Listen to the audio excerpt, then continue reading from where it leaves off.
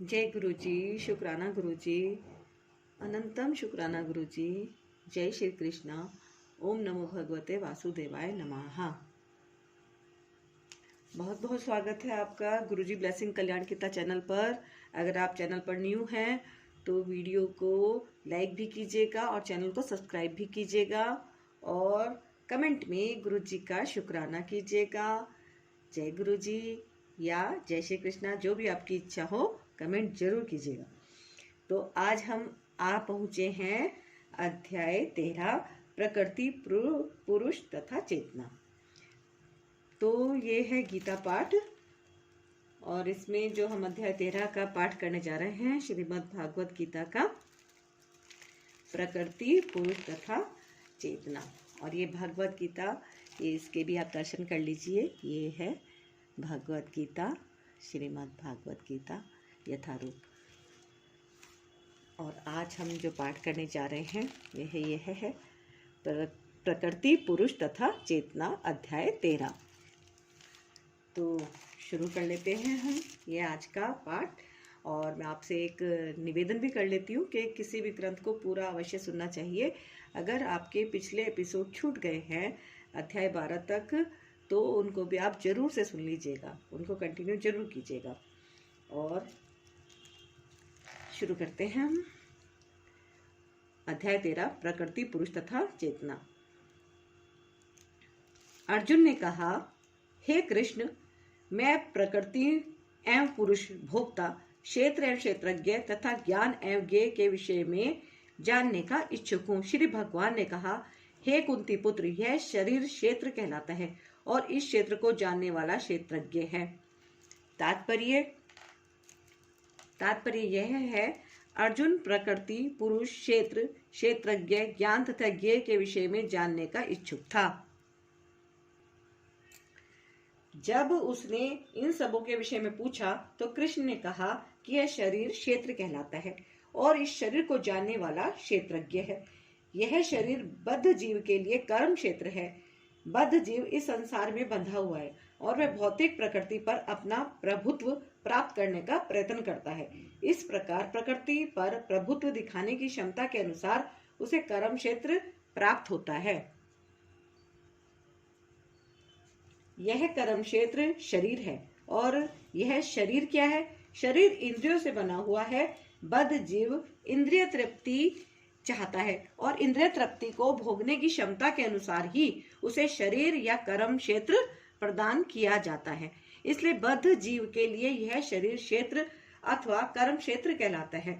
अब जो व्यक्ति अपने आप को शरीर मानता है वह क्षेत्रज्ञ कहलाता है। क्षेत्र तथा क्षेत्रज्ञ अथवा शरीर और शरीर के ज्ञाता देही का अंतर समझ पाना कठिन नहीं है।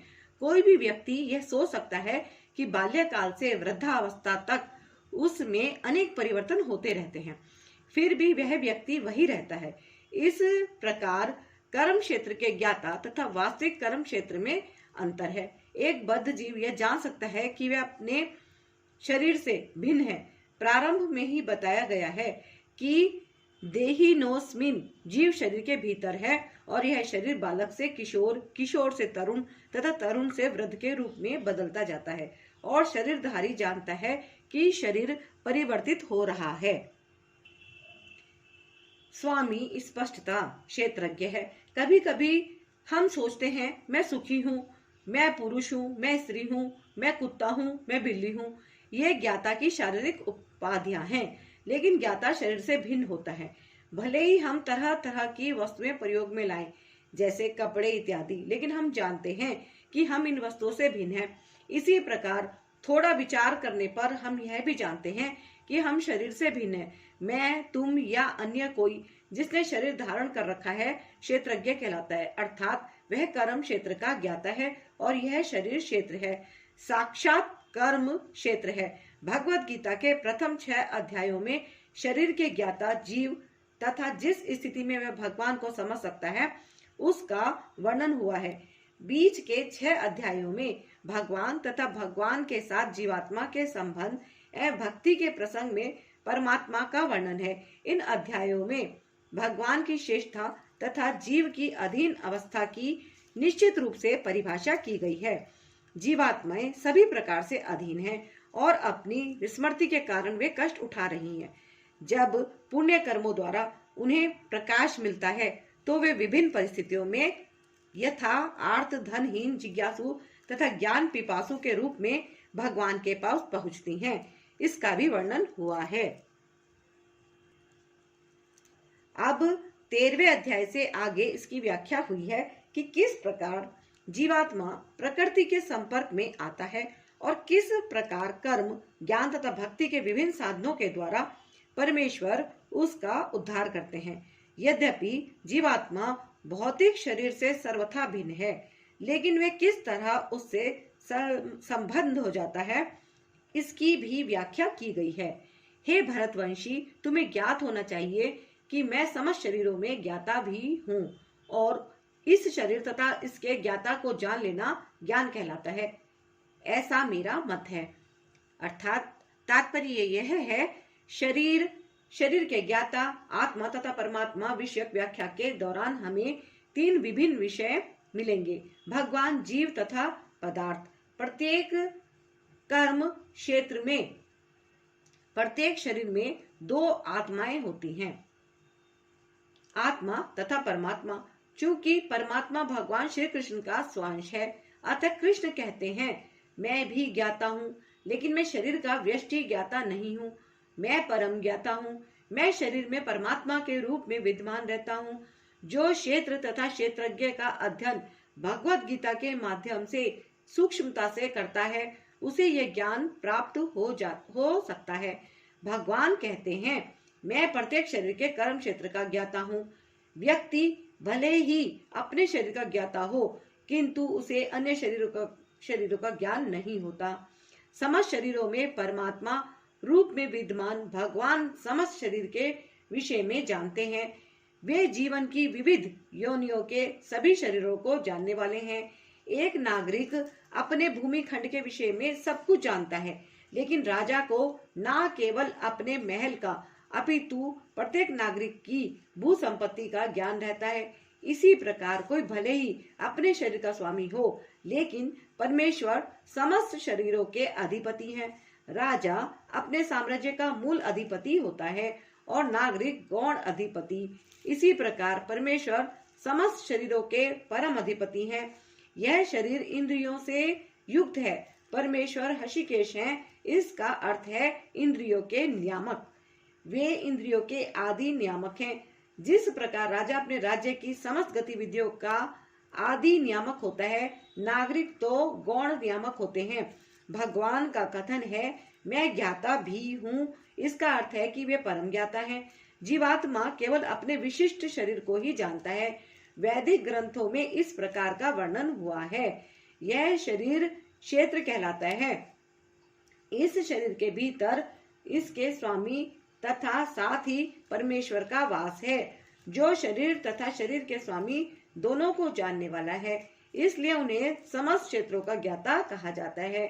कर्म क्षेत्र, कर्म के ज्ञाता तथा समस्त कर्मों के परम ज्ञाता का अंतर आगे बतलाया जा रहा है। वैदिक ग्रंथों में शरीर, आत्मा तथा परमात्मा के स्वरूप की सम्यक जानकारी ज्ञान नाम से अभिहित की जाती है, ऐसा कृष्ण का मत है।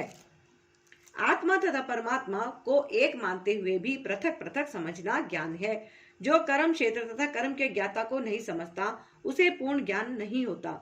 मनुष्य को प्रकृति, पुरुष, प्रकृति का भोक्ता तथा ईश्वर, वह ज्ञाता जो प्रकृति एवं व्यष्टि आत्मा का नियामक है, की स्थिति समझनी होती है। उसे इन तीनों के विभिन्न रूपों में किसी प्रकार का भ्रम पैदा नहीं करना चाहिए। मनुष्य को चित्रकार, चित्र तथा तुलिका में भ्रम नहीं करना चाहिए।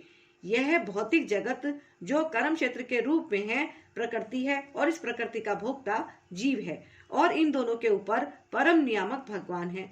वैदिक भाषा में इसे इस प्रकार कहा गया है।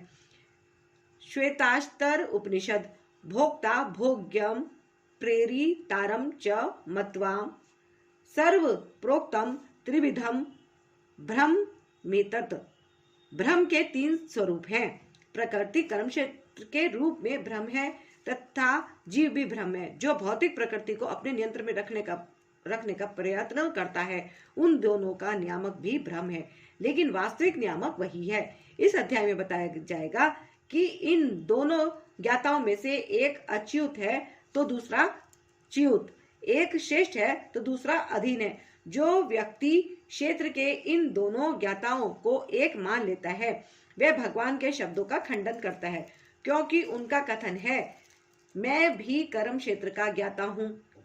जो व्यक्ति रस्सी को सर्प जान लेता है, वह ज्ञाता नहीं है। शरीर कई प्रकार के हैं और इनके स्वामी भी भिन्न भिन्न हैं। चूंकि प्रत्येक जीव की अपनी निजी सत्ता है, जिससे वह प्रकृति पर प्रभुत्व की सामर्थ्य रखता है, अतः शरीर विभिन्न होते हैं, लेकिन भगवान उन सब में परम नियंता के रूप में विद्यमान रहते हैं। यहाँ पर च शब्द महत्वपूर्ण है, क्योंकि यह समस्त शरीरों का घोतक है। यह श्रील बलदेव विद्याभूषण का मत है। आत्मा के अतिरिक्त प्रत्येक शरीर में कृष्ण परमात्मा के रूप में रहते हैं, और यहाँ पर कृष्ण स्पष्ट रूप से कहते हैं कि परमात्मा कर्म क्षेत्र तथा विशिष्ट भोक्ता दोनों का नियामक है। अब तुम मुझसे यह सब संक्षेप में सुनो कि कर्म क्षेत्र क्या है, यह किस प्रकार बना है, इसमें क्या परिवर्तन होते हैं, यह कहाँ से उत्पन्न हुआ है, इस कर्म क्षेत्र को जानने वाला कौन है और उसके क्या प्रभाव हैं। अर्थात तात्पर्य यह है, भगवान कर्म क्षेत्र तथा कर्म क्षेत्र के ज्ञाता क्षेत्रज्ञ की स्वाभाविक स्थितियों का वर्णन कर रहे हैं। मनुष्य को यह जानना होता है कि यह शरीर किस प्रकार बना हुआ है, यह शरीर किन पदार्थों से बना हुआ है, यह किसके नियंत्रण में कार्यशील है, इसमें किस प्रकार परिवर्तन होते हैं, ये परिवर्तन कहाँ से आते हैं, वे कारण कौन से हैं, आत्मा का चरम लक्ष्य क्या है तथा आत्मा का वास्तविक स्वरूप क्या है। मनुष्य को आत्मा तथा परमात्मा, उनके विभिन्न प्रभावों, उनकी शक्तियों आदि के अंतर को भी जानना चाहिए। यदि वह भगवान द्वारा दिए गए वर्णन के आधार पर भगवत गीता समझ ले तो ये सारी बातें स्पष्ट हो जाएंगी। लेकिन उसे ध्यान रखना होगा कि प्रत्येक शरीर में वास करने वाले परमात्मा को जीव का स्वरूप ना मान बैठे। ऐसा तो सक्षम पुरुष तथा अक्षम पुरुष को एक समान बताने जैसा है। विभिन्न वैदिक ग्रंथों में विभिन्न ऋषियों ने कार्यकलापों के क्षेत्र तथा उन कार्यकलापों के ज्ञाता के ज्ञान का वर्णन किया है। इसे विशेष रूप से वेदांत सूत्र में कार्य कारण के समस्त तर्क समेत प्रस्तुत किया गया है। अर्थात तात्पर्य यह है, इस ज्ञान की व्याख्या करने में भगवान कृष्ण सर्वोच्च प्रमाण हैं। फिर भी विद्वान तथा प्रामाणिक लोग सदैव पूर्ववर्ती आचार्यों का साक्ष्य प्रस्तुत करते हैं। कृष्ण आत्मा तथा परमात्मा की द्वैतता तथा अद्वैतता संबंधी इस अति विवादपूर्ण विषय की व्याख्या वेदांत नामक शास्त्र का उल्लेख करते हुए कर रहे हैं, जिसे प्रमाण माना जाता है। सर्वप्रथम वे कहते हैं, यह विभिन्न ऋषियों के मतानुसार है। जहाँ तक ऋषियों का संबंध है, श्री कृष्ण के अतिरिक्त व्यास देव जो वेदांत सूत्र के रचयिता हैं, महान ऋषि हैं, और वेदांत सूत्र में द्वैत की भली भांति व्याख्या हुई है। व्यास देव के पिता पराशर भी महर्षि हैं और उन्होंने धर्म संबंधी अपने ग्रंथों में लिखा है, अहम त्वम च तथान्ये, तुम मैं तथा अन्य सारे जीव अर्थात हम सभी दिव्य हैं। भले ही हमारे शरीर भौतिक हो, हम अपने अपने कर्मों के कारण प्रकृति के तीनों गुणों के वशीभूत होकर पतित हो गए हैं। फलतः कुछ लोग उच्चतर धरातल पर हैं और कुछ निम्नतर धरातल पर हैं। ये उच्चतर तथा निम्नतर धरातल अज्ञान के कारण है और अनंत जीवों के रूप में प्रकट हो रहे हैं, किंतु परमात्मा जो अच्युत हैं, तीनों गुणों से अदूषित हैं और दिव्य हैं। इसी प्रकार मूल वेदों में विशेषतया कठोपनिषद में आत्मा, परमात्मा तथा शरीर का अंतर बताया गया है। इसके अतिरिक्त अनेक महर्षियों ने इसकी व्याख्या की है, जिनमें पराशर प्रमुख माने जाते हैं। छंदोभी शब्द विभिन्न वैदिक ग्रंथों का सूतक है। उदाहरणतः तैत्तिरीय उपनिषद जो यजुर्वेद की एक शाखा है, प्रकृति, जीव तथा भगवान के विषय में वर्णन करती है। जैसा कि पहले कहा जा चुका है, क्षेत्र का अर्थ कर्म क्षेत्र है। क्षेत्रज्ञ की दो कोटियां हैं, जीवात्मा तथा परम पुरुष। जैसा कि तैत्तिरीय उपनिषद में कहा गया है, ब्रह्म पुच्छम प्रतिष्ठा, भगवान की शक्ति का प्रकट अन्नमय रूप में होता है, जिसका अर्थ है अस्तित्व के लिए भोजन, अन्न पर निर्भरता। यह ब्रह्म की भौतिकतावादी अनुभूति है। अन्न में परम सत्य की अनुभूति करने के पश्चात फिर प्राणमय रूप में मनुष्य सजीव लक्षणों या जीवन रूपों में परम सत्य की अनुभूति करता है। ज्ञानमय रूप में यह अनुभूति सजीव लक्षणों से आगे बढ़कर चिंतन, अनुभव तथा आकांक्षा तक पहुंचती है।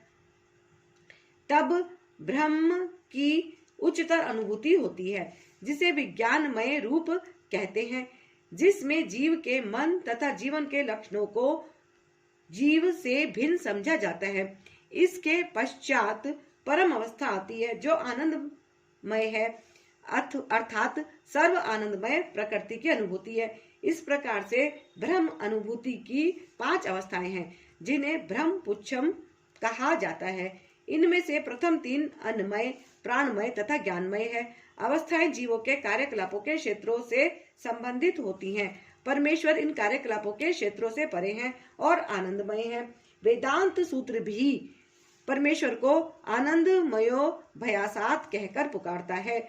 भगवान स्वभाव से आनंदमय हैं। अपने दिव्य आनंद को भोगने के लिए वे विज्ञानमय, प्राणमय, ज्ञानमय तथा अन्नमय रूपों में विस्तार करते हैं। कार्यकलापों के क्षेत्र में जीव भोक्ता क्षेत्रज्ञ माना जाता है, किंतु आनंदमय उससे भिन्न होता है। इसका अर्थ यह हुआ कि यदि जीव आनंदमय का अनुगमन करने में सुख मानता है तो वह पूर्ण बन जाता है। क्षेत्र के ज्ञाता क्षेत्रज्ञ रूप में परमेश्वर की और उसके अधीन ज्ञाता के रूप में जीव की तथा कार्यकलापों के क्षेत्र की प्रकृति का यह वास्तविक ज्ञान है। वेदांत सूत्र या ब्रह्म सूत्र में इस सत्य की गवेषणा करनी होगी। यहाँ इसका उल्लेख हुआ है कि ब्रह्म सूत्र के नीति वचन कार्य कारण के अनुसार सुंदर रूप में व्यवस्थित हैं।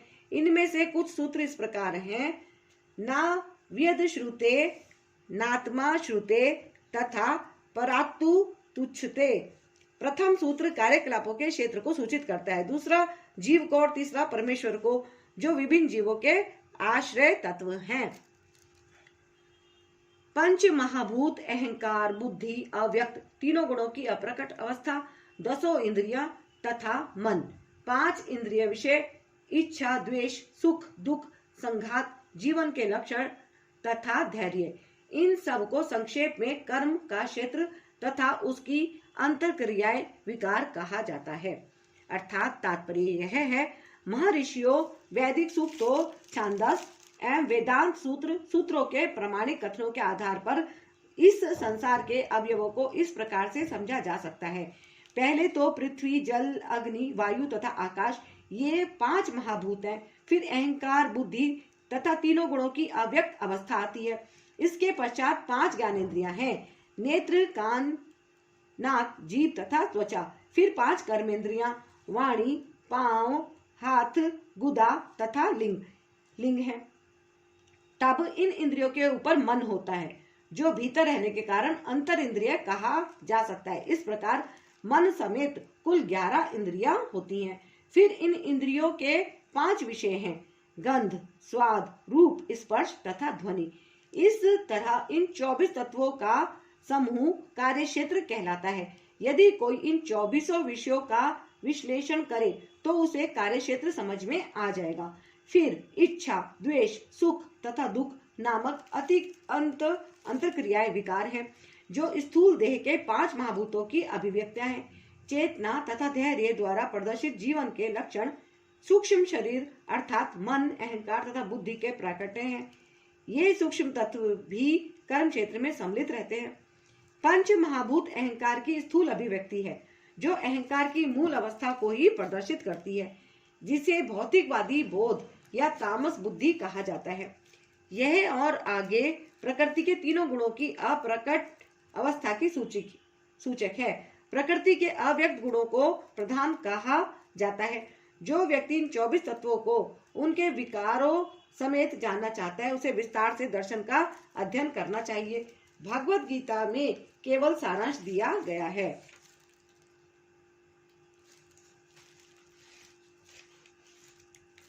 शरीर इन समस्त तत्वों की अभिव्यक्ति है। शरीर में 6 प्रकार के परिवर्तन होते हैं। यह उत्पन्न होता है, बढ़ता है, टिकता है, संतान उत्पन्न करता है और तब यह क्षीण होता है और अंत में समाप्त हो जाता है। अतएव क्षेत्र अस्थायी भौतिक वस्तु है, लेकिन क्षेत्र का ज्ञाता क्षेत्रज्ञ इससे भिन्न रहता है। विनम्रता, दंभहीनता, अहिंसा, सहिष्णुता, सरलता, प्रामाणिक गुरु के पास जाना, पवित्रता, स्थिरता, आत्मसंयम, इंद्रिय तृप्ति के विषयों का परित्याग, अहंकार का अभाव, जन्म, मृत्यु, वृद्धावस्था तथा रोग के दोषों की अनुभूति, वैराग्य, संतान, स्त्री, घर तथा अन्य वस्तुओं की ममता से मुक्ति, अच्छी तथा बुरी घटनाओं के प्रति समभाव, मेरे प्रति निरंतर अनन्य भक्ति, एकांत स्थान में रहने की इच्छा, जन समूह से विलगाव, आत्म साक्षात्कार की महत्ता को स्वीकारना तथा परम सत्य की दार्शनिक खोज, इन सबको मैं ज्ञान घोषित करता हूँ और इनके अतिरिक्त जो भी है वह सब अज्ञान है। अर्थात तात्पर्य यह है, कभी कभी अल्पज्ञ लोग ज्ञान की इस प्रक्रिया को कार्य क्षेत्र की अंतरक्रिया विकार के रूप में मानने की भूल करते हैं, लेकिन वास्तव में यही असली ज्ञान की प्रक्रिया है। यदि कोई इस प्रक्रिया को स्वीकार कर लेता है तो परम सत्य तक पहुंचने की संभावना हो जाती है। यह इसके पूर्व बताए गए 24 तत्वों का विकार नहीं है, यह वास्तव में इन तत्वों के पास से बाहर निकलने का साधन है। देहधारी आत्मा 24 तत्वों से बने आवरण रूप शरीर में बंद रहता है और यहाँ पर ज्ञान की जिस प्रक्रिया का वर्णन है वह इससे बाहर निकलने का साधन है। ज्ञान की प्रक्रिया के संपूर्ण वर्णन में से 11वें श्लोक की प्रथम पंक्ति सर्वाधिक महत्वपूर्ण है। मयि चान्ये योगेन भक्ति रव्य भी चारणी। ज्ञान की प्रक्रिया का अवसान भगवान की अनन्य भक्ति में होता है। अतएव यदि कोई भगवान की दिव्य सेवा को नहीं प्राप्त कर पाता या प्राप्त करने में असमर्थ है तो शेष 19 बातें व्यर्थ हैं। लेकिन यदि कोई पूर्ण कृष्ण भावना से भक्ति ग्रहण करता है तो अन्य 19 बातें उसके अंदर स्वमेव विकसित हो जाती हैं। जैसा कि श्रीमद् भागवत में कहा गया है, जिसने भक्ति की अवस्था प्राप्त कर ली है उसमें ज्ञान के सारे गुण विकसित हो जाते हैं। जैसा कि 8वें श्लोक में उल्लेख हुआ है, गुरु ग्रहण करने का सिद्धांत अनिवार्य है। यहाँ तक कि जो भक्ति स्वीकार करते हैं उनके लिए भी यह अत्यावश्यक है। आध्यात्मिक जीवन का शुभारंभ तभी होता है जब प्रमाणिक गुरु ग्रहण किया जाए। भगवान श्री कृष्ण यहाँ पर स्पष्ट कहते हैं कि ज्ञान की यह प्रक्रिया ही वास्तविक मार्ग है। इससे परे जो भी विचार किया जाता है व्यर्थ होता है। यहाँ पर ज्ञान की जो रूपरेखा प्रस्तुत की गई है उसका निम्नलिखित प्रकार से विश्लेषण किया जा सकता है। विनम्रता, अमानित्व का अर्थ है कि मनुष्य को अन्यों द्वारा सम्मान पाने के लिए इच्छुक नहीं रहना चाहिए। हम देहात्म बुद्धि के कारण अन्यों से सम्मान पाने के भूखे रहते हैं, लेकिन पूर्ण ज्ञान से युक्त व्यक्ति की दृष्टि में जो यह जानता है कि वह शरीर नहीं है, इस शरीर से संबंध कोई भी वस्तु, सम्मान या अपमान व्यर्थ होता है। इस भौतिक छल के पीछे पीछे दौड़ने से कोई लाभ नहीं है। लोग अपने धर्म में प्रसिद्धि चाहते हैं। अतएव यह देखा गया है कि कोई व्यक्ति धर्म के सिद्धांतों को जाने बिना ही ऐसे समुदाय में सम्मिलित हो जाता है जो वास्तव में धार्मिक सिद्धांतों का पालन नहीं करता और इस तरह वह धार्मिक गुरु के रूप में अपना प्रचार करना चाहता है। जहाँ तक आध्यात्मिक ज्ञान में वास्तविक प्रगति की बात है, मनुष्य को चाहिए कि वह अपनी परीक्षा करे कि वह कहाँ तक उन्नति कर रहा है। वह इन बातों के द्वारा अपनी परीक्षा कर सकता है। अहिंसा का सामान्य अर्थ वध ना करना या शरीर को नष्ट ना करना लिया जाता है, लेकिन अहिंसा का वास्तविक अर्थ है अन्यों को विपत्ति में ना डालना। देहात्म बुद्धि के कारण सामान्य लोग अज्ञान द्वारा ग्रस्त रहते हैं और निरंतर भौतिक कष्ट भोगते रहते हैं। अतएव जब तक कोई लोगों को आध्यात्मिक ज्ञान की ओर ऊपर नहीं उठाता, तब तक वह हिंसा का अभ्यास करता रहता है। व्यक्ति को लोगों में वास्तविक ज्ञान वितरित करने का भरसक प्रयास करना चाहिए, जिससे वे प्रबुद्ध हों और इस भवबंधन से छूट सकें। यही अहिंसा है।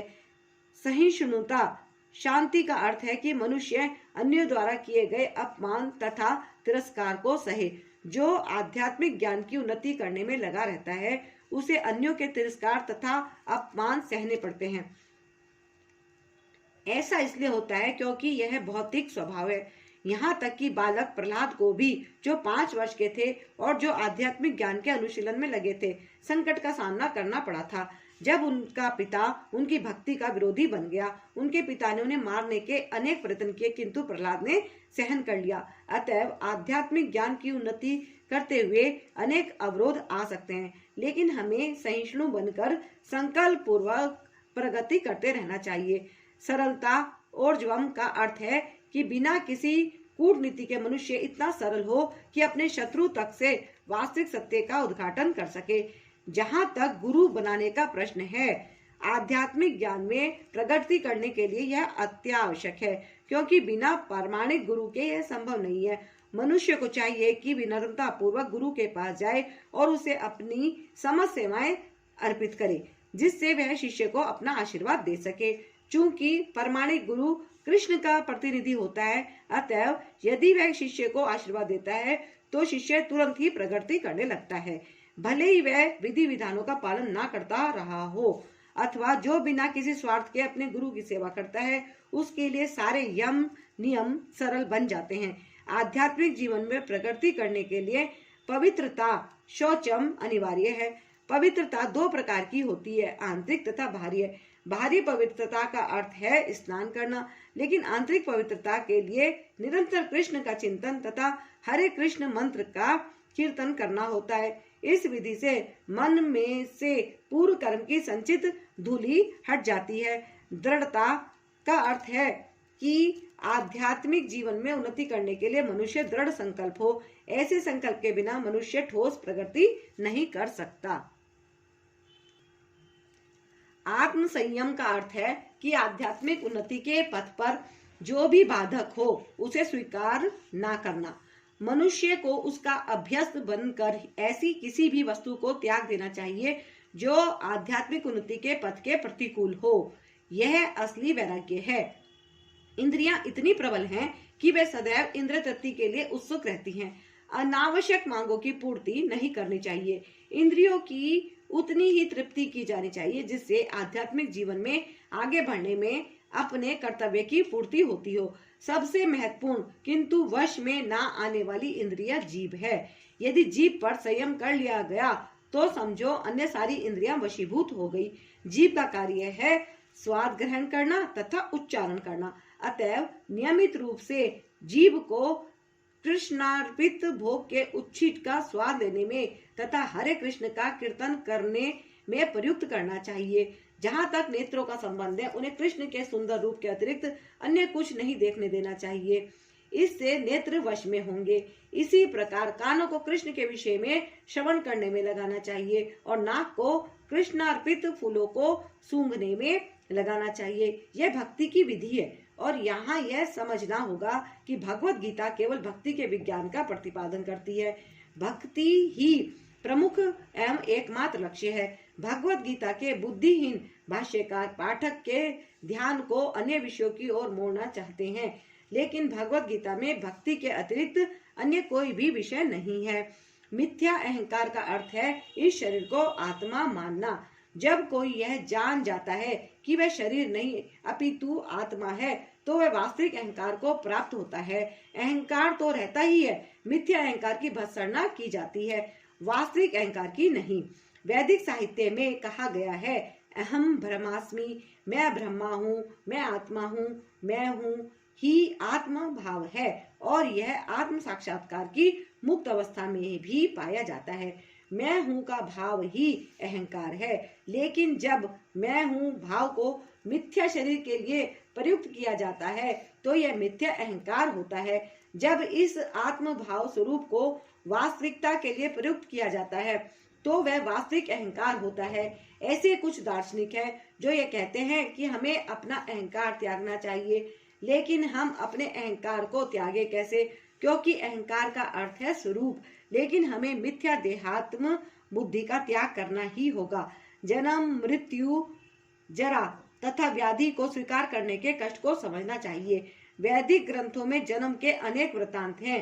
श्रीमद् भागवत में जन्म से पूर्व की स्थिति, माता के गर्भ में बालक के निवास, उसके कष्ट आदि का सजीव वर्णन हुआ है। यह भलीभांति समझ लेना चाहिए कि जन्म बहुत कष्टपूर्ण है, क्योंकि हम यह भूल जाते हैं कि माता के गर्भ में हमें कितना कष्ट मिला है। अतएव हम जन्म तथा मृत्यु की पुनरावृत्ति का कोई हल नहीं निकाल पाते। इसी प्रकार मृत्यु के समय भी सभी प्रकार के कष्ट मिलते हैं, जिनका उल्लेख प्रमाणिक शास्त्रों में हुआ है। इनकी विवेचना की जानी चाहिए। जहाँ तक रोग तथा वृद्धावस्था का प्रश्न है, सबों को इनका व्यवहारिक अनुभव है। कोई भी रोगग्रस्त नहीं होना चाहता, कोई भी बूढ़ा नहीं होना चाहता, लेकिन इनसे बचा नहीं जा सकता। जब तक हम जन्म, मृत्यु, जरा तथा व्याधि के दुखों को देखते हुए इस भौतिक जीवन के प्रति निराशावादी दृष्टिकोण नहीं बना पाते, तब तक आध्यात्मिक जीवन में प्रगति करने के लिए कोई प्रोत्साहन नहीं रह जाता। जहाँ तक संतान, पत्नी तथा घर से विरक्ति की बात है, इसका अर्थ यह नहीं कि इनके लिए कोई भावना ही ना हो। ये सब स्नेह की प्राकृतिक वस्तुएं हैं, लेकिन जब ये आध्यात्मिक उन्नति में अनुकूल ना हो तो इनके प्रति आसक्त नहीं होना चाहिए। घर को सुखमय बनाने की सर्वोत्तम विधि कृष्ण भावनामृत है। यदि कोई कृष्ण भावनामृत से पूर्ण रहे तो वह अपने घर को अत्यंत सुखमय बना सकता है, क्योंकि कृष्ण भावनामृत की विधि अत्यंत सरल है। इसमें केवल हरे कृष्ण कृष्ण कृष्ण हरे हरे, हरे राम राम राम हरे हरे का कीर्तन करना होता है। कृष्ण अर्पित भोग का उचित ग्रहण करना होता है। भगवत गीता तथा श्रीमद् भागवत जैसे ग्रंथों पर विचार विमर्श करना होता है और अर्चा विग्रह की पूजा करनी होती है। इन चारों बातों से मनुष्य सुखी होगा। मनुष्य को चाहिए कि अपने परिवार के सदस्यों को ऐसी शिक्षा दे। परिवार के सदस्य प्रतिदिन प्रातः तथा सायंकाल बैठकर साथ साथ हरे कृष्ण मंत्र का कीर्तन करें। यदि कोई इन चारों सिद्धांतों का पालन करते हुए अपने पारिवारिक जीवन की कृष्ण भावनामृत विकसित करने में अपने पारिवारिक जीवन को कृष्ण भावनामृत विकसित करने में ढाल सके तो पारिवारिक जीवन को त्याग कर विरक्त जीवन बिताने की आवश्यकता नहीं होगी। लेकिन यदि यह आध्यात्मिक प्रगति के लिए अनुकूल ना रहे तो पारिवारिक जीवन का परित्याग कर देना चाहिए। मनुष्य को चाहिए कि कृष्ण के साक्षात्कार करने या उनकी सेवा करने के लिए सर्वस्व न्यौछावर कर दे, जिस प्रकार से अर्जुन ने किया था। अर्जुन अपने परिजनों को मारना नहीं चाह रहा था, किंतु जब वह समझ गया कि ये परिजन कृष्ण साक्षात्कार में बाधक हो रहे हैं तो उसने कृष्ण के आदेश को स्वीकार किया। वह उनसे लड़ा और उसने उनको मार डाला। इन सब विषयों में मनुष्य को पारिवारिक जीवन के सुख दुख से विरक्त रहना चाहिए, क्योंकि इस संसार में कोई कभी भी ना तो पूर्ण सुखी रह सकता है ना दुखी। सुख दुख भौतिक जीवन को दूषित करने वाले हैं। मनुष्य को चाहिए कि इन्हें सहना सीखे, जैसे कि भगवत गीता में उपदेश दिया गया है। कोई कभी भी सुख दुख के आने जाने पर प्रतिबंध नहीं लगा सकता। अतः मनुष्य को चाहिए कि भौतिकवादी जीवन शैली से अपने को विलग कर ले और दोनों ही दशाओं में समभाव बनाए रहे। सामान्यतः जब हमें इच्छित वस्तु मिल जाती है तो हम अत्यंत प्रसन्न होते हैं, और जब अनिश्चित घटना घटती है तो हम दुखी होते हैं। लेकिन यदि हम वास्तविक आध्यात्मिक स्थिति को प्राप्त हों तो ये बातें हमें विचलित नहीं कर पाएंगी। इस स्थिति तक पहुंचने के लिए हमें अटूट भक्ति का अभ्यास करना होता है। विपथ हुए बिना कृष्ण भक्ति का अर्थ होता है भक्ति की नव विधियों, कीर्तन, श्रवण, पूजन आदि में प्रवृत्त होना, जैसा 9वें अध्याय के अंतिम श्लोक में वर्णन हुआ है। इस विधि का अनुसरण करना चाहिए। यह स्वाभाविक है कि आध्यात्मिक जीवन शैली का अभ्यस्त हो जाने पर मनुष्य भौतिकवादी लोगों से मिलना नहीं चाहेगा। इससे उसे हानि पहुंच सकती है। मनुष्य को चाहिए कि वह यह परीक्षा करके देख ले कि वह अवांछित संगीत के बिना एकांतवास करने में कहाँ तक सक्षम है। यह स्वाभाविक ही है कि भक्त में व्यर्थ के खेलकूद या सिनेमा जाने या किसी सामाजिक उत्सव में सम्मिलित होने की कोई रुचि नहीं होती, क्योंकि वह यह जानता है कि यह समय को व्यर्थ गंवाना है।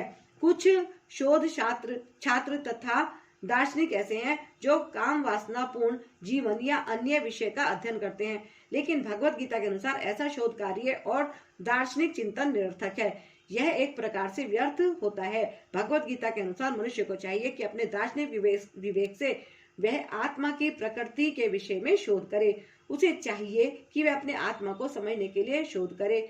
यहाँ पर इसी की संस्तुति की गई है। जहाँ तक आत्म साक्षात्कार का संबंध है, यहाँ पर स्पष्ट उल्लेख है कि भक्ति योग ही व्यवहारिक है। ज्यों ही भक्ति की बात उठे तो मनुष्य को चाहिए कि परमात्मा तथा आत्मा के संबंध पर विचार करे। आत्मा तथा परमात्मा कभी एक नहीं हो सकते, विशेषतः भक्ति योग में तो कभी नहीं। परमात्मा के प्रति आत्मा की यह सेवा नित्य है, जैसा कि स्पष्ट किया गया है। अतएव भक्ति शाश्वत नित्य है। मनुष्य को इसी दार्शनिक धारणा में स्थित होना चाहिए। श्रीमद् भागवत में व्याख्या की गई है, जो परम सत्य के वास्तविक ज्ञाता हैं, वे जानते हैं कि आत्मा का साक्षात्कार 3 रूपों में किया जाता है, ब्रह्म, परमात्मा तथा भगवान। परम सत्य के साक्षात्कार में भगवान पराकाष्ठा होते हैं। अतः मनुष्य को चाहिए कि भगवान को समझने के पद तक पहुँचे और भगवान की भक्ति में लग जाए। यही भक्ति की पूर्णता है।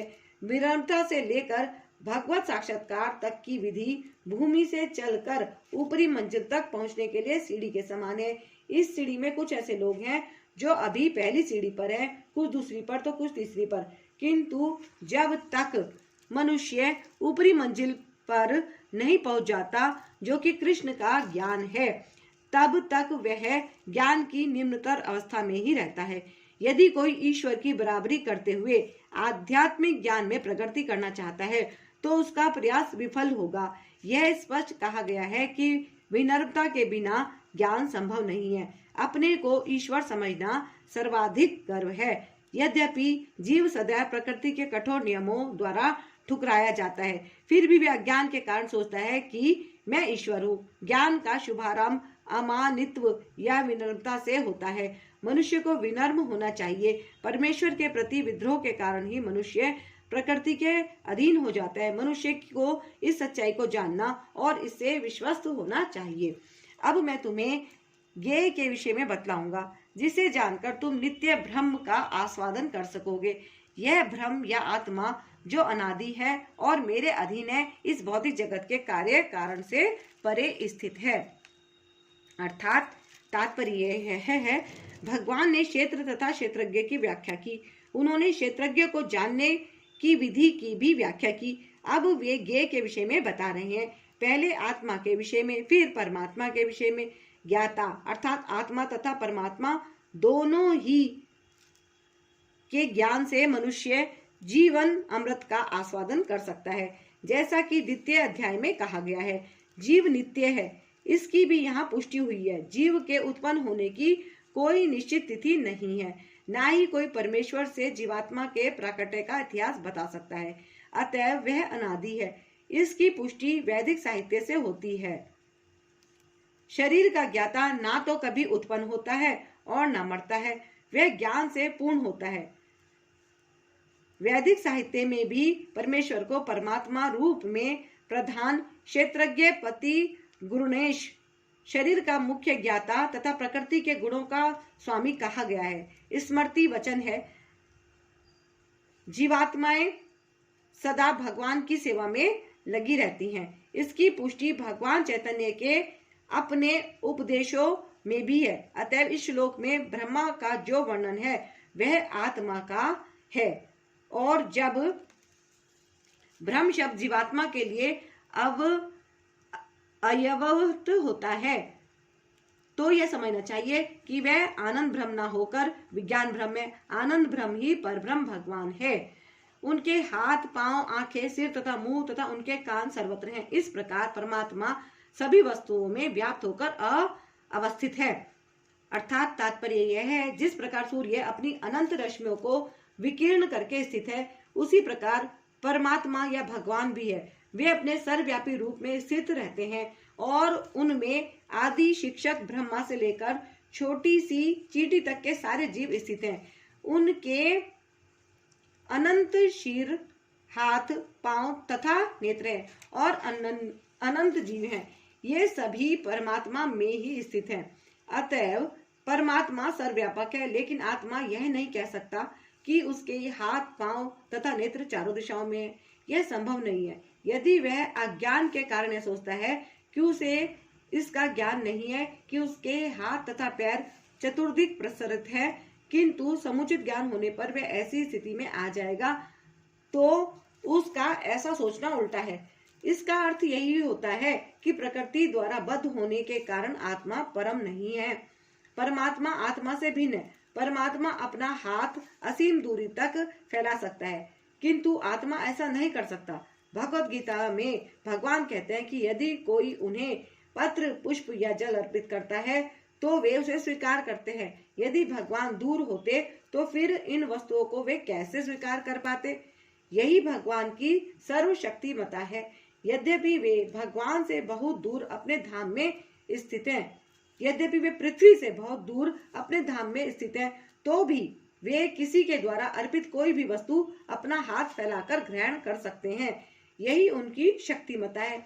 ब्रह्म संहिता में कहा गया है, गोलोक एवं निवसत्यखिलातम भूत। यद्यपि वे अपने दिव्य लोक में लीलारत रहते हैं, फिर भी वे सर्वव्यापी हैं।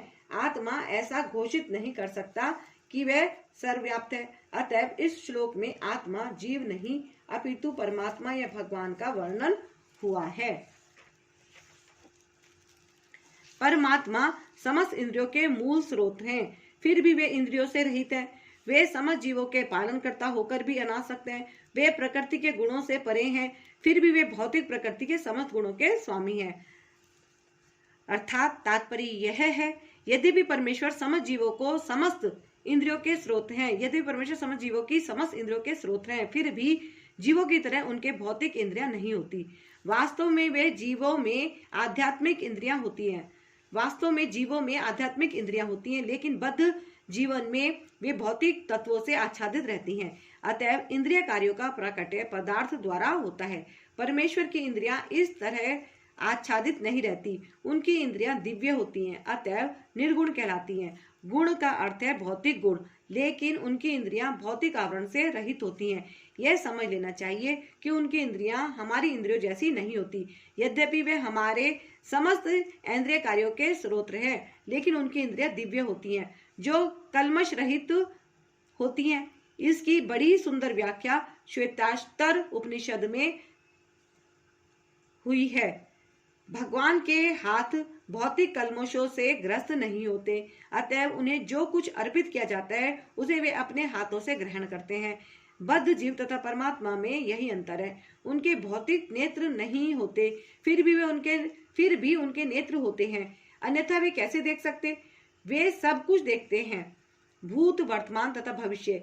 वे जीवों के हृदय में वास करते हैं और वे जानते हैं कि भूतकाल में हमने क्या किया, अब क्या कर रहे हैं और भविष्य में क्या होने वाला है। इसकी पुष्टि भगवत गीता में हुई है। वे सब कुछ जानते हैं, किंतु उन्हें कोई नहीं जानता। कहा जाता है कि परमेश्वर के हमारे जैसे पांव नहीं है, लेकिन वे आकाश में विचरण कर सकते हैं, क्योंकि उनके आध्यात्मिक पांव होते हैं। दूसरे शब्दों में भगवान निराकार नहीं है। उनके अपने नेत्र, पांव, हाथ सभी कुछ होते हैं, और चूंकि हम सभी परमेश्वर के अंश हैं, अतएव हमारे पास भी ये सारी वस्तुएं होती हैं, लेकिन उनके हाथ, पांव, नेत्र तथा अन्य इंद्रियां प्रकृति द्वारा कल्मशग्रस्त नहीं होती। भगवत गीता में भी पुष्टि होती है कि जब भगवान प्रकट होते हैं तो वे अपनी अंतरंगा शक्ति से यथा रूप में प्रकट होते हैं।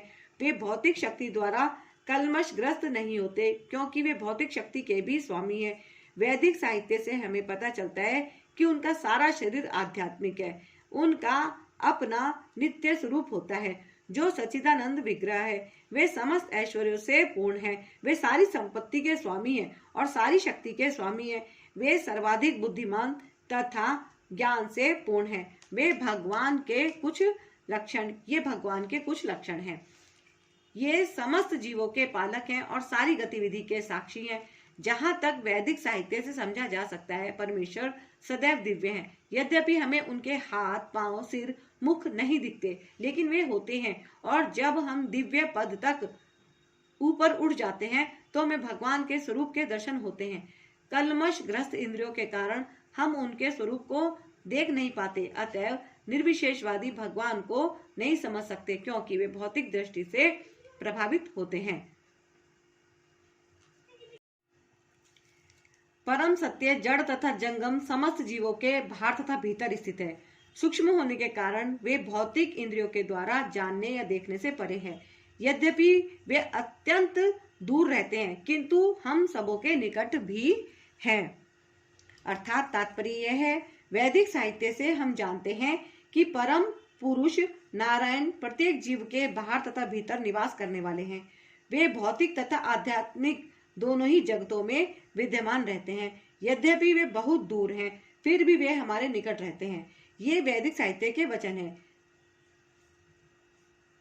चूंकि वे निरंतर दिव्य आनंद भोगते रहते हैं, अतएव हम यह नहीं समझ पाते कि वे सारे ऐश्वर्य का भोग किस तरह करते हैं। हम इन भौतिक इंद्रियों से ना तो उन्हें देख पाते हैं, ना समझ पाते हैं। अतएव वैदिक भाषा में कहा गया है कि उन्हें समझने में हमारा भौतिक मन तथा इंद्रियां असमर्थ हैं। किंतु जिसने भक्ति में कृष्ण भावनामृत का अभ्यास करते हुए अपने मन तथा इंद्रियों को शुद्ध कर लिया है, वह उन्हें निरंतर देख सकता है।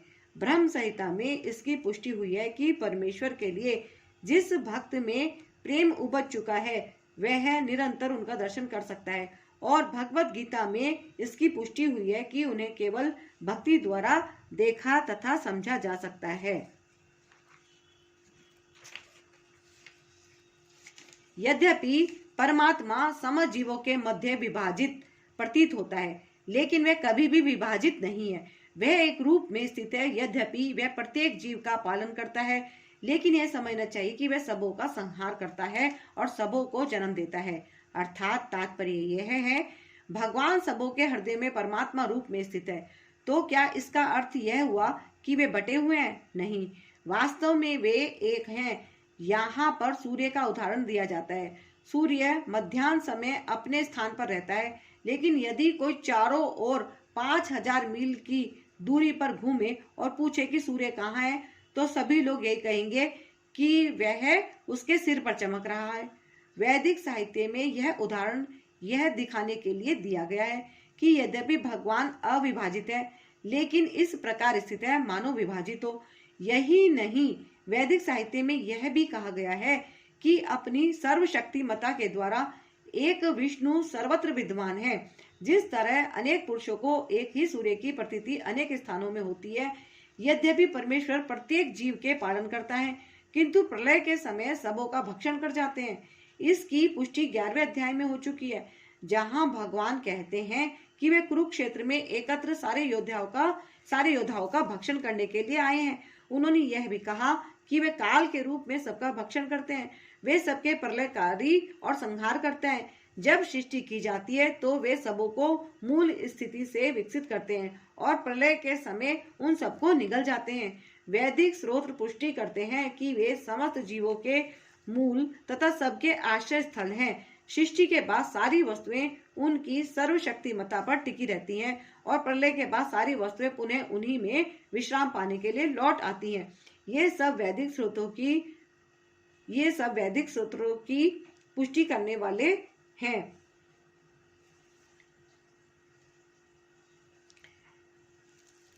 वे समस्त प्रकाशमान वस्तुओं के प्रकाश स्रोत हैं। वे भौतिक अंधकार से परे हैं और अगोचर हैं। वे ज्ञान हैं, ज्ञेय हैं और ज्ञान के लक्ष्य हैं। वे सबके हृदय में स्थित है। अर्थात तात्पर्य यह है, परमात्मा या भगवान ही सूर्य, चंद्रमा तथा नक्षत्रों जैसी समस्त प्रकाशमान वस्तुओं के प्रकाश स्रोत हैं। वैदिक साहित्य से हमें पता चलता है कि वैकुंठ राज्य में सूर्य, चंद्रमा की आवश्यकता नहीं पड़ती, क्योंकि वहां पर परमेश्वर का तेज जो है भौतिक जगत में वह ब्रह्म ज्योति या भगवान का आध्यात्मिक तेज महत्व अर्थात भौतिक तत्वों से ढका रहता है। अतएव इस जगत में हमें सूर्य, चंद्र, बिजली आदि के प्रकाश की आवश्यकता पड़ती है, लेकिन आध्यात्मिक जगत में ऐसी वस्तुओं की आवश्यकता नहीं होती। वैदिक साहित्य में स्पष्ट कहा गया है कि भगवान के प्रकाशमय तेज से प्रत्येक वस्तु प्रकाशित रहती है। अतः यह स्पष्ट है कि वे इस भौतिक जगत में स्थित नहीं है। वे तो आध्यात्मिक जगत वैकुंठ लोक में स्थित है, जो चिन्मय आकाश में बहुत की दूरी पर है। इसकी भी पुष्टि वैदिक साहित्य से होती है। वे सूर्य की भांति अत्यंत तेजोमय हैं, लेकिन इस भौतिक जगत के अंधकार से बहुत दूर हैं। उनका ज्ञान दिव्य है। वैदिक साहित्य पुष्टि करता है कि ब्रह्म घनीभूत दिव्य ज्ञान है। जो वैकुंठ लोक जाने का इच्छुक है, उसे परमेश्वर द्वारा ज्ञान प्रदान किया जाता है, जो प्रत्येक हृदय में स्थित है। एक वैदिक मंत्र है।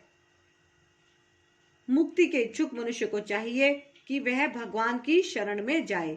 जहां तक चरम ज्ञान के लक्ष्य का संबंध है, वैदिक साहित्य से भी पुष्टि होती है।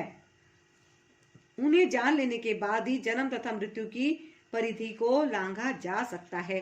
वे प्रत्येक हृदय में परम नियंता के रूप में स्थित हैं। परमेश्वर के हाथ पैर सर्वत्र फैले हैं, लेकिन जीवात्मा के विषय में ऐसा नहीं कहा जा सकता। अतएव यह मानना ही पड़ेगा कि कार्य क्षेत्र को जानने वाले दो ज्ञाता हैं, एक जीवात्मा तथा दूसरा परमात्मा। पहले के हाथ पैर केवल किसी एक स्थान तक सीमित हैं, जबकि कृष्ण के हाथ पैर सर्वत्र फैले हैं। इसकी पुष्टि श्वेताश्वतर उपनिषद में इस प्रकार हुई है। वह परमेश्वर या परमात्मा समस्त जीवों का स्वामी या प्रभु है, अतएव वह उन सब का चरम आश्रय है। अतएव इस बात से मना नहीं किया जा सकता कि परमात्मा तथा जीवात्मा सदैव भिन्न होते हैं। इस प्रकार मैंने कर्म, क्षेत्र, शरीर, ज्ञान तथा ज्ञेय का संक्षेप में वर्णन किया है। इसे केवल मेरे भक्त ही पूरी तरह समझ सकते हैं और इस तरह मेरे स्वभाव को प्राप्त होते हैं। अर्थात तात्पर्य यह है, भगवान ने शरीर, ज्ञान तथा ज्ञेय का संक्षेप में वर्णन किया है। यह ज्ञान तीन वस्तुओं का है, ज्ञाता, ज्ञेय तथा जानने की विधि।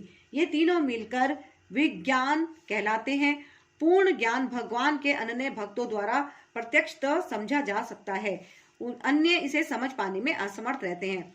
अद्वैतवादियों का कहना है कि अंतिम अवस्था में ये तीनों बातें एक हो जाती हैं, लेकिन भक्त इसे नहीं मानते। ज्ञान तथा ज्ञान के विकास का अर्थ है अपने आप को कृष्ण भावनामृत में समझना।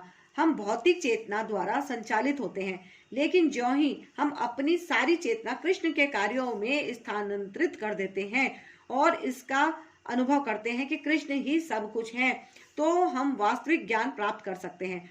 दूसरे शब्दों में, ज्ञान तो भक्ति को पूर्णतया समझने के लिए प्रारंभिक अवस्था है। 15वें अध्याय में इसकी विशद व्याख्या की गई है। अब हम सारांश रूप में कह सकते हैं कि श्लोक 6 तथा 7 के महाभूतानी से लेकर चेतानी धृति तक भौतिक तत्वों तथा जीवन के लक्षणों की कुछ अभिव्यक्तियों का विश्लेषण हुआ है। ये सब मिलकर शरीर अथवा कार्य क्षेत्र का निर्माण करते हैं तथा श्लोक 7 से लेकर 13 तक अमानित्वम से लेकर तत्व ज्ञानार्थ दर्शनम तक कार्य क्षेत्र के दोनों प्रकार के ज्ञाताओं अर्थात आत्मा तथा परमात्मा के ज्ञान की विधि का वर्णन हुआ है। श्लोक 13 से 18 में अनादि मत परम से लेकर हदि सर्वस्व विशिष्टतम तक जीवात्मा तथा परमात्मा का वर्णन हुआ है। इस प्रकार तीन बातों का वर्णन हुआ है, कार्य क्षेत्र, शरीर, जानने की विधि तथा आत्मा परमात्मा। यहाँ इसका विशेष उल्लेख हुआ है कि भगवान के अनन्य भक्त ही इन तीनों बातों को ठीक से समझ सकते हैं। अतएव ऐसे भक्त के लिए भगवत गीता अत्यंत लाभप्रद है। वे ही परम लक्ष्य अर्थात परमेश्वर कृष्ण के स्वभाव को प्राप्त कर सकते हैं। दूसरे शब्दों में, केवल भक्त ही भगवत गीता को समझ सकते हैं और वांछित फल प्राप्त कर सकते हैं, अन्य लोग नहीं। प्रकृति तथा जीवों को अनादि समझना चाहिए। उनके विकार तथा गुण प्रकृति जन्य हैं। अर्थात तात्पर्य यह है, इस अध्याय के ज्ञान से मनुष्य शरीर, क्षेत्र तथा शरीर के ज्ञाता जीवात्मा तथा परमात्मा दोनों को जान सकता है। शरीर क्रिया क्षेत्र है और प्रकृति से निर्मित है। शरीर के भीतर बद्ध तथा उसके कार्यों का भोग करने वाला आत्मा ही पुरुष या जीव है। वह ज्ञाता है और इसके अतिरिक्त भी दूसरा ज्ञाता होता है जो परमात्मा है। निसंदेह यह समझना चाहिए कि परमात्मा तथा आत्मा एक ही भगवान की विभिन्न अभिव्यक्तियां हैं। जीवात्मा उनकी शक्ति है और परमात्मा उनका साक्षात अंश स्वांश है। प्रकृति तथा जीव दोनों ही नित्य हैं। तात्पर्य यह है कि वे सृष्टि के पहले से विद्यमान है। यह भौतिक अभिव्यक्ति परमेश्वर की शक्ति से है और उसी प्रकार जीव भी है, किंतु जीव शेष शक्ति है। जीव तथा प्रकृति इस ब्रह्मांड के उत्पन्न होने के पूर्व से विद्यमान है। प्रकृति तो महाविष्णु में लीन हो गई और जब इसकी आवश्यकता पड़ी तो यह महत तत्व के द्वारा प्रकट हुई। इस प्रकार से जीव भी उनके भीतर रहते हैं और चूंकि वे बद्ध हैं, अतः वे परमेश्वर की सेवा करने से विमुख हैं। इस तरह उन्हें वैकुंठ लोक में प्रविष्ट होने नहीं दिया जाता, लेकिन प्रकृति के व्यक्त होने पर उन्हें भौतिक जगत में पुनः कर्म करने और वैकुंठ लोक में प्रवेश करने की तैयारी करने का अवसर दिया जाता है। इस भौतिक सृष्टि का यही रहस्य है।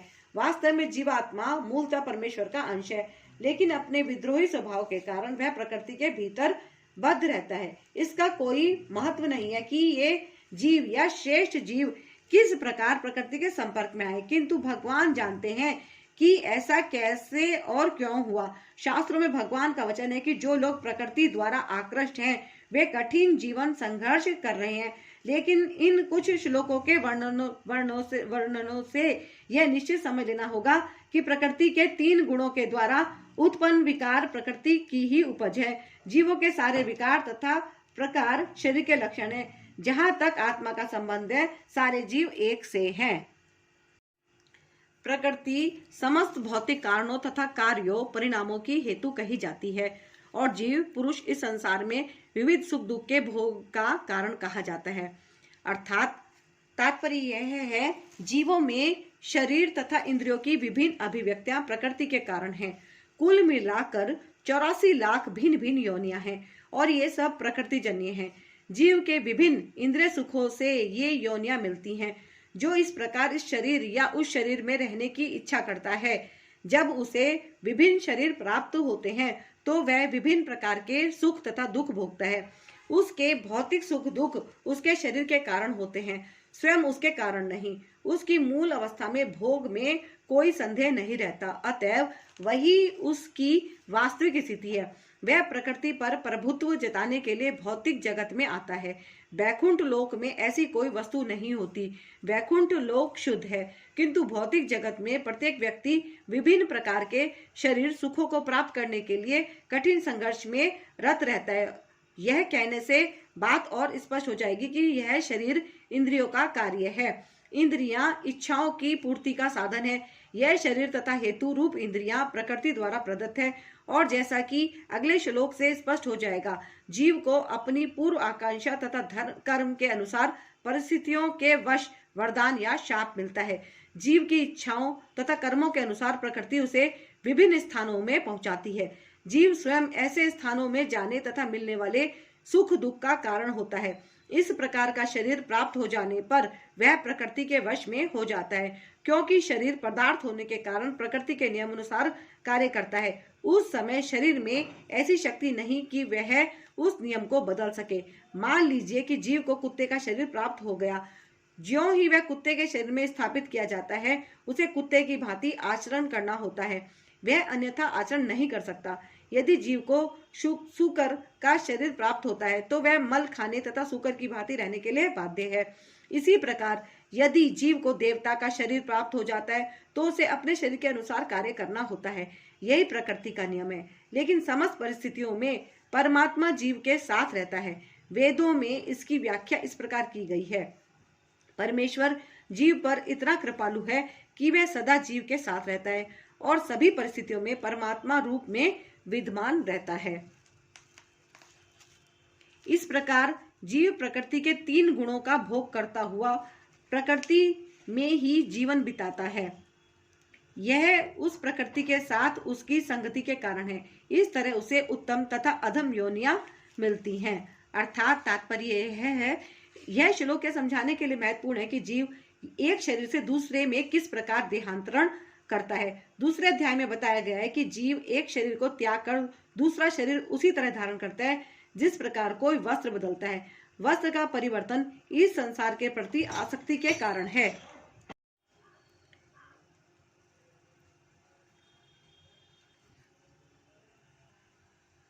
जब तक जीव इस मिथ्या प्राकट्य पर मुग्ध रहता है तब तक उसे निरंतर देहांतरण करना पड़ता है। प्रकृति पर प्रभुत्व जताने की इच्छा के फलस्वरूप वह ऐसे प्रतिकूल परिस्थितियों में फंसता रहता है। भौतिक इच्छा के वशीभूत हो उसे कभी देवता के रूप में तो कभी मनुष्य के रूप में, कभी पशु, कभी पक्षी, कभी कीड़े, कभी जल जंतु, कभी संत पुरुष तो कभी खटमल के रूप में जन्म लेना होता है।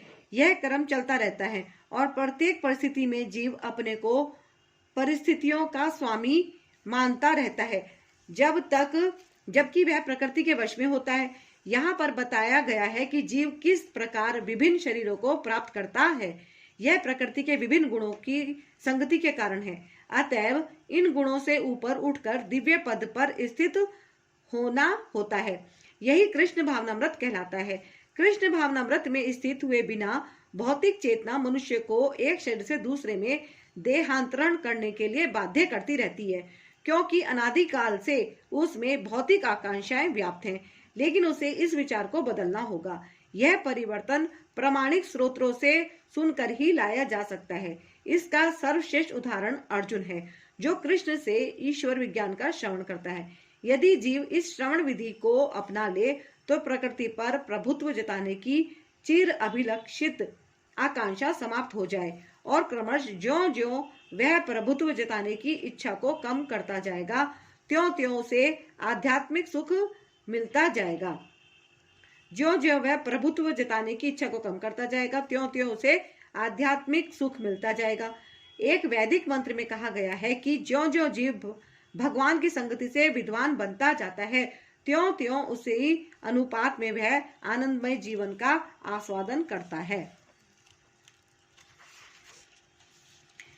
तो भी इस शरीर में एक अन्य दिव्य भोक्ता है जो ईश्वर है, परम स्वामी है और साक्षी तथा अनुमति देने वाले के रूप में विद्यमान है और जो परमात्मा कहलाता है। अर्थात तात्पर्य यह है, यहाँ पर कहा गया है कि जीवात्मा के साथ निरंतर रहने वाला परमात्मा परमेश्वर का प्रतिनिधि है। वह सामान्य जीव नहीं है। चूंकि अद्वैतवादी चिंतक शरीर के ज्ञाता को यह मानते हैं, चूंकि अद्वैतवादी चिंतक शरीर के ज्ञाता को एक मानते हैं, अतएव उनके विचार से परमात्मा तथा जीवात्मा में कोई अंतर नहीं है। इसका स्पष्टीकरण करने के लिए भगवान कहते हैं कि वे प्रत्येक शरीर में परमात्मा रूप में विद्यमान हैं। वे जीवात्मा से भिन्न हैं, वे पर हैं, दिव्य हैं। जीवात्मा किसी विशेष क्षेत्र के कार्यों को भोगता है, लेकिन परमात्मा किसी सीमित भोक्ता के रूप में या शारीरिक कर्म में भोग लेने वाले के रूप में विद्यमान नहीं रहता, अपितु वह साक्षी, अनुमतिदाता तथा परम भोक्ता के रूप में स्थित रहता है। उसका नाम परमात्मा है, आत्मा नहीं। वह दिव्य है। अतः यह बिल्कुल स्पष्ट है कि आत्मा तथा परमात्मा भिन्न भिन्न है।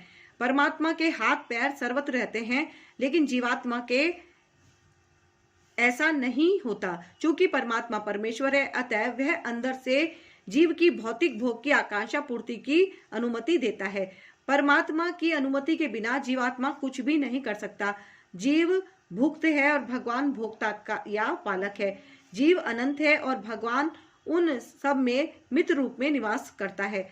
तथ्य यह है कि प्रत्येक जीव परमेश्वर का नित्य अंश है और दोनों मित्र रूप में घनिष्ठता पूर्वक संबंधित है। लेकिन जीव में परमेश्वर के आदेश को अस्वीकार करने की प्रकृति एवं प्रभुत्व जताने के उद्देश्य से स्वतंत्रता पूर्वक कर्म करने की प्रवृत्ति पाई जाती है। चूंकि उसमें यह प्रवृत्ति होती है, अतः वह परमेश्वर की तटस्था शक्ति कहलाता है।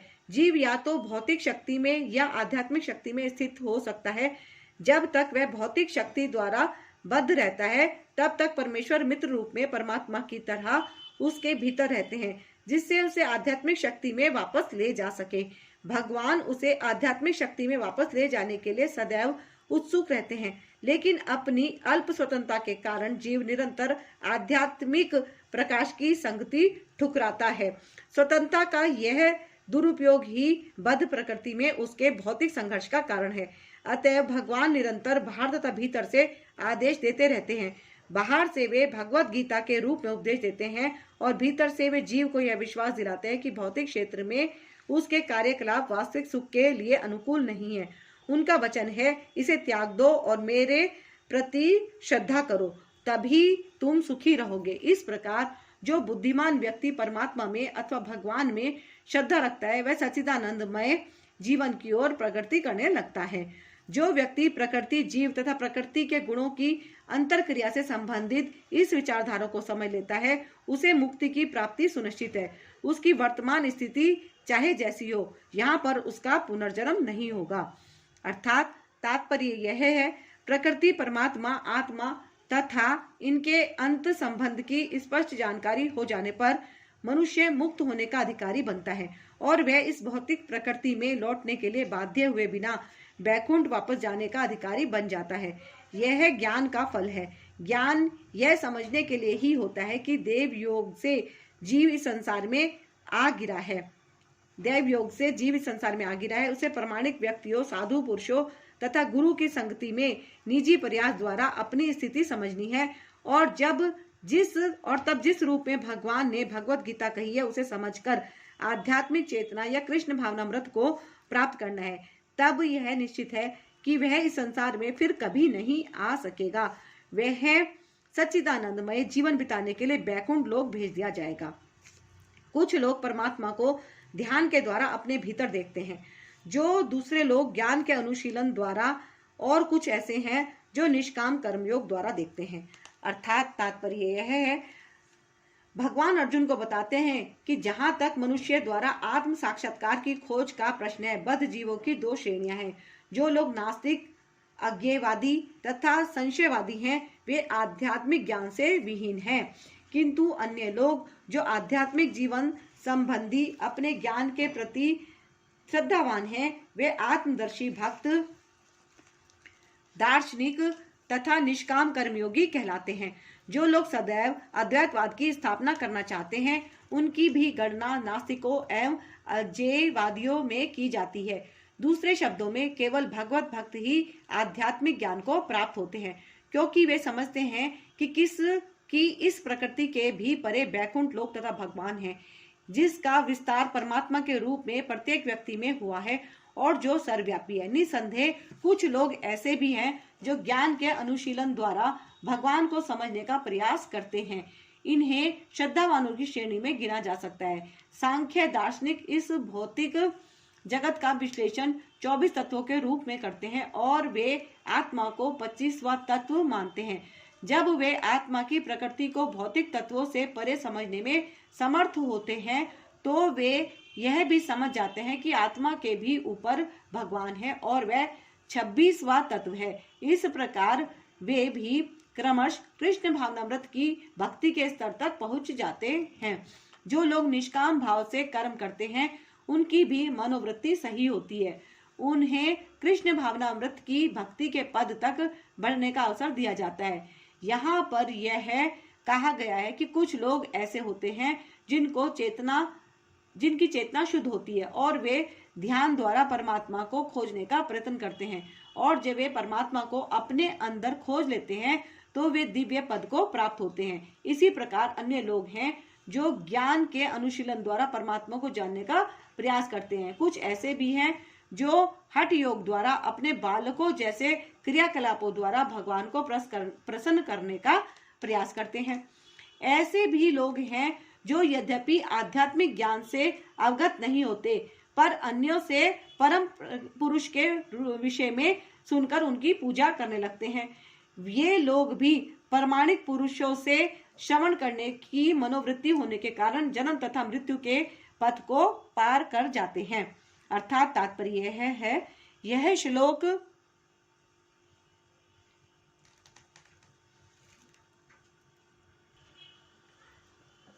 आधुनिक समाज पर विशेष रूप से लागू होता है, क्योंकि आधुनिक समाज में आध्यात्मिक विषयों की शिक्षा नहीं दी जाती। कुछ लोग नास्तिक प्रतीत होते हैं तो कुछ अज्ञेयवादी तथा दार्शनिक, लेकिन वास्तव में इन्हें दर्शन का कोई ज्ञान नहीं होता। जहाँ तक सामान्य व्यक्ति की बात है, यदि वह पुण्यात्मा है तो श्रवण द्वारा प्रगति कर सकता है। यह श्रवण विधि अत्यंत महत्वपूर्ण है। आधुनिक जगत में कृष्ण भावनामृत का उपदेश करने वाले भगवान चैतन्य ने श्रवण पर अधिक बल दिया था, क्योंकि यदि सामान्य व्यक्ति प्रामाणिक स्रोतों से केवल श्रवण करे तो वह प्रगति कर सकता है। विशेषतया चैतन्य महाप्रभु के अनुसार यदि वह हरे कृष्ण कृष्ण कृष्ण हरे हरे, हरे राम राम राम हरे हरे दिव्य ध्वनि को सुने, इसलिए कहा गया है कि सभी व्यक्तियों को सिद्ध पुरुषों से श्रवण करने का लाभ उठाना चाहिए और इस तरह क्रम से प्रत्येक वस्तु समझने में समर्थ बनना चाहिए। तब निश्चित रूप से परमेश्वर की पूजा हो सकेगी। भगवान चैतन्य महाप्रभु ने कहा है कि इस युग में मनुष्य को अपना पद बदलने की आवश्यकता नहीं है, अपितु उसे चाहिए कि वह मनोधार्मिक तर्क द्वारा परम सत्य को समझने के प्रयास को त्याग दे। उसे उन व्यक्तियों का दास बनना चाहिए जिन्हें परमेश्वर का ज्ञान है। यदि कोई इतना भाग्यशाली हुआ कि उसे शुद्ध भक्त की शरण मिल सके और वह उसमें आत्म साक्षात्कार के विषय में श्रवण करके उसके पद चिन्हों पर चल सके, तो उसे क्रमश शुद्ध भक्त का पद प्राप्त हो सकता है। इस श्लोक में श्रवण विधि पर विशेष रूप से बल दिया गया है और यह सर्वथा उपयुक्त है।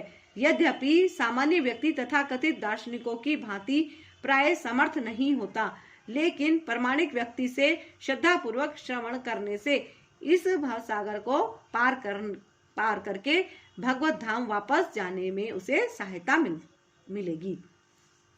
हे भरतवंशियों में श्रेष्ठ, ये जान लो कि चर तथा अचर जो भी तुम्हें अस्तित्व में दिख रहा है वह कर्म क्षेत्र तथा क्षेत्र के ज्ञाता का संयोग मात्र है। अर्थात तात्पर्य यह है, इस श्लोक में ब्रह्मांड की सृष्टि के भी पूर्व से अस्तित्व में रहने वाली प्रकृति तथा जीव दोनों की व्याख्या की गई है। जो कुछ भी उत्पन्न किया जाता है वह जीव तथा प्रकृति का संयोग मात्र होता है। वृक्ष, पर्वत आदि ऐसी अनेक व्याधियां हैं जो गतिशील नहीं है। इनके साथ ही ऐसी अनेक वस्तुएं हैं जो गतिशील है, और ये सब भौतिक प्रकृति तथा परा प्रकृति अर्थात जीव के संयोग मात्र हैं। परा प्रकृति जीव के स्पर्श के बिना कुछ भी उत्पन्न नहीं हो सकता। भौतिक प्रकृति तथा आध्यात्मिक प्रकृति का संबंध निरंतर चल रहा है और यह संयोग परमेश्वर द्वारा संपन्न कराया जाता है। अतएव वे ही परा तथा अपरा प्रकृतियों के नियामक हैं। अपरा प्रकृति उनके द्वारा सृष्ट है और परा प्रकृति उस अपरा प्रकृति में रखी जाती है। इस प्रकार सारे कार्य तथा अभिव्यक्तियां घटित होती हैं। जो परमात्मा को समस्त शरीरों में आत्मा के साथ देखता है और जो यह समझता है कि इस नश्वर शरीर के भीतर ना तो आत्मा ना ही परमात्मा कभी भी विनिष्ट होता है, वही वास्तव में देखता है। अर्थात तात्पर्य यह है, जो व्यक्ति सत्संगति से तीन वस्तुओं को शरीर, शरीर का स्वामी या आत्मा तथा आत्मा के मित्र को एक साथ संयुक्त देखता है, वही सच्चा ज्ञानी है। जब तक आध्यात्मिक विषयों के वास्तविक ज्ञाता की संगति नहीं मिलती, तब तक कोई इन तीनों वस्तुओं को नहीं देख सकता। जिन लोगों की ऐसी संगति नहीं होती वे अज्ञानी हैं। वे केवल शरीर को देखते हैं और जब यह शरीर विनिष्ट हो जाता है तो समझते हैं कि सब कुछ नष्ट हो गया, लेकिन वास्तविकता यह नहीं है। शरीर के विनिष्ट होने पर आत्मा तथा परमात्मा का अस्तित्व बना रहता है और वे उनके विविध चर तथा अचर रूपों में सदैव जाते रहते हैं।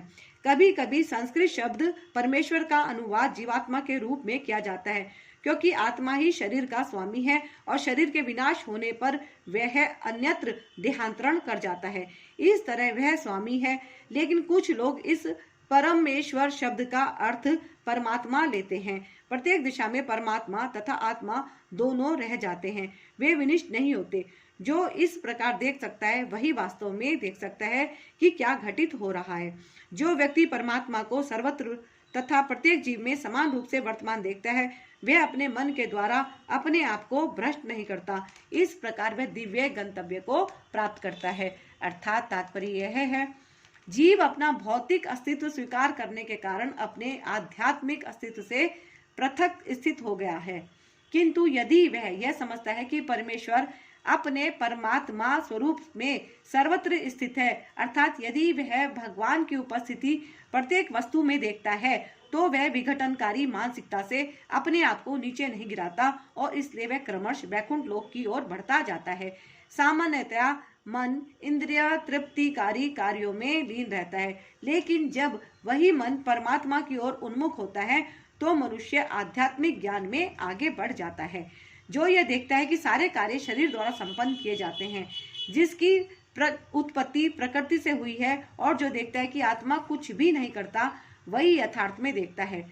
अर्थात तात्पर्य यह है, यह शरीर परमात्मा के निर्देशानुसार प्रकृति द्वारा बनाया गया है और मनुष्य के शरीर के जितने भी कार्य संपन्न होते हैं वे उसके द्वारा नहीं किए जा सकते।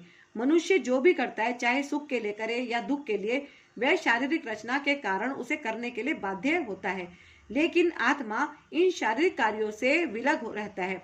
यह शरीर मनुष्य को पूर्व इच्छाओं के अनुसार प्राप्त होता है। इच्छाओं की पूर्ति के लिए शरीर मिलता है, जिससे वह इच्छा अनुसार कार्य करता है। एक तरह से शरीर एक यंत्र है जिसे परमेश्वर ने इच्छाओं की पूर्ति के लिए निर्मित किया है। इच्छाओं के कारण ही मनुष्य दुख भोगता है या सुख पाता है। जब जीव में यह दिव्य दृष्टि उत्पन्न हो जाती है तो वह शारीरिक कार्यों से पृथक हो जाता है। जिसमें ऐसी दृष्टि आ जाती है वही वास्तविक दृष्टा है।